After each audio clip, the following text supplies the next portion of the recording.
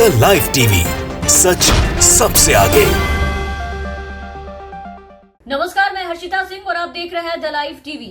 शाहरुख खान के बेटे आर्यन खान ड्रग्स मामले में अब कोर्ट के तरफ से एक और बड़ी टिप्पणी की गई है, जिसने नारकोटिक्स कंट्रोल ब्यूरो यानी कि एनसीबी और उसकी पूरी टीम को हिला कर रख दिया है। आपको बता दें कि जिस आधार पर एनसीबी ने आर्यन खान के साथ साथ बाकी लोगों को जबरदस्ती उनके दोस्तों को ड्रग्स के मामले में उसे कंज्यूम करने का आरोप लगाकर गिरफ्तार किया था, अब एनसीबी यानी कि नारकोटिक्स कंट्रोल ब्यूरो के उन सभी सबूत को, उनके सभी आधार को मुंबई की एक स्पेशल कोर्ट ने सीधा खारिज कर दिया है। उसे सबूत मानने से इनकार कर दिया है और उसे पूरी तरीके से मनगढ़ंत कहानी बताया है। बिल्कुल सही सुना आपने, मनगढ़ंत बताया है कोर्ट ने। एनसीबी की तरफ से पेश किए गए उन तमाम व्हाट्सएप चैट्स को, सभी व्हाट्सएप चैट्स को जिसे सबूत और आधार बनाकर एनसीबी दहाड़ मार रही थी सभी के सामने, कोर्ट ने अब उस पर सीधा सवाल उठाया है और सवाल उठा के उसे संदिग्ध और मनगढ़ंत बता दिया। एनसीबी के पंचनामा रिकॉर्ड की सत्यता पर भी कोर्ट ने सवाल उठाए और कहा कि ये सब देखकर मनगढ़ंत और पूरी तरीके से संदिग्ध लग रहा है। मतलब आर्यन खान ड्रग्स मामले में अब आर्यन खान की नहीं बल्कि एनसीबी की मुश्किलें उल्टी बढ़ती हुई दिखाई दे रही हैं। पूरी खबर आप देखिए अपने स्क्रीन पर। ड्रग्स केस में 3 हफ्ते से जेल में बंद आर्यन खान को तो आपने देखा कि बीते दिनों जमानत बॉम्बे हाईकोर्ट की तरफ से मिली गई थी। उसमें मुंबई की अब एक स्पेशल कोर्ट ने क्रूज ड्रग्स मामले में आरोपी अचित कुमार को भी जमानत दे दिया है और जमानत देते हुए ये कहा कि केवल व्हाट्सएप चैट के आधार पर यह नहीं कहा जा सकता है कि उसने मामले में आरोपी आर्यन खान या फिर उनके दोस्त अरबाज मर्चेंट को किसी भी तरह की कोई ड्रग्स की सप्लाई की है।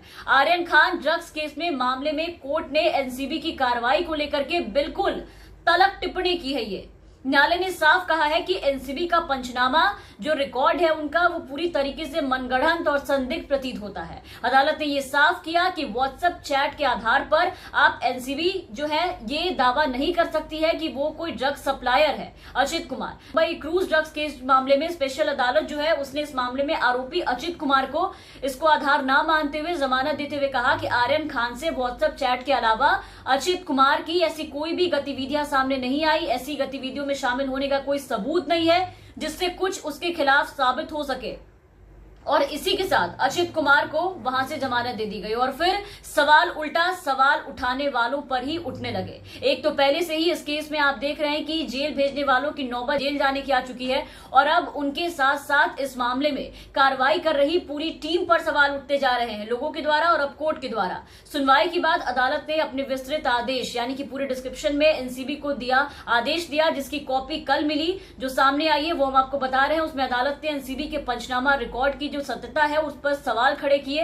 न्यायालय ने यानी कि अदालत ने अपने आदेश में साफ कहा कि महज व्हाट्सएप चैट के आधार पर आप ये साबित नहीं कर सकते, ना ये साबित होता है कि आर्यन खान और अरबाज मर्चेंट को कंट्राबेट की आपूर्ति अचित कुमार करता था, खासकर तब जब व्हाट्सएप चैट में जिसमें बात हुई है उन्हें हाईकोर्ट से उन लोगों को जमानत मिल गई है। इसके साथ ही न्यायालय ने साफ कहा कि पंचनामा गढ़ा हुआ दिख रहा है, इसे मौके पर नहीं पाया गया था, इसलिए पंचनामा के तहत दिखाई गई बरामदगी भी पूरी तरीके से संदिग्ध है और सवालों के घेरे में है और एनसीबी के पंचनामे पर भरोसा नहीं किया जा सकता है। यहाँ आपको बता दें कि एनसीबी ने अचित कुमार के घर पर छापेमारी के बाद ये दावा किया था कि वहां से 250 ग्राम गांजा बरामद हुआ है उनके घर से। जांच एजेंसी के मुताबिक अचित की आर्यन खान और अरबाज मर्चेंट को गांजा और चरस सप्लाई करता था, यही सप्लायर था।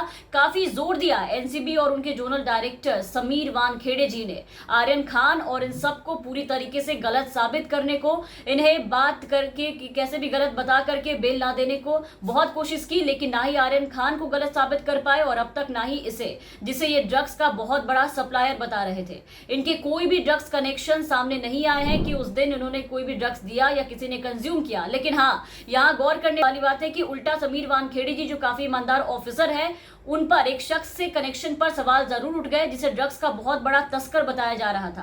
काशिफ खान जो उस दिन वहां पार्टी में मौजूद था जिसपे नवाब मलिक ने सवाल उठाए थे, उसके एनसीबी के जोनल डायरेक्टर समीर वानखेड़े के साथ साठगांठ पर सवाल उठाए थे, क्योंकि वानखेड़े जी की नजर वहां पूरे पार्टी में मौजूद बस आर्यन खान और उनके दोस्तों पर थी। ये शख्स जो वहां मौजूद फुल मस्ती में था वो उन्हें वहां पर नजर नहीं आया और इसके सामने आने के बाद से लगातार वानखेड़े और एनसीबी पर सवाल उठने लगे थे और अब तो आप देखिए कि मुंबई की स्पेशल कोर्ट ने भी यहां तक इन पे सवाल उठा दिया, इनके सबूतों को संदिग्ध और मनगढ़ंत बता दिया और इन पर सवाल खड़े कर दिए हैं। अदालत ने अपने पूरे आदेश में कहा है कि आर्यन खान के साथ व्हाट्सएप चैट के अलावा अजित कुमार की ऐसी कोई भी गतिविधियों में शामिल होने का कोई भी सबूत नहीं है जिससे ये साबित हो सके कि वो सप्लायर है, इसलिए उन्हें जमानत मिल गई और एनसीबी अपनी बात साबित वहां पर नहीं कर पाई। इन सब के बाद अब देखते हैं कि नारकोटिक्स कंट्रोल ब्यूरो यानी कि एनसीबी और समीर वानखेड़े खुद के रिकॉर्ड और अपने सबूत सही साबित कर पाते हैं या नहीं।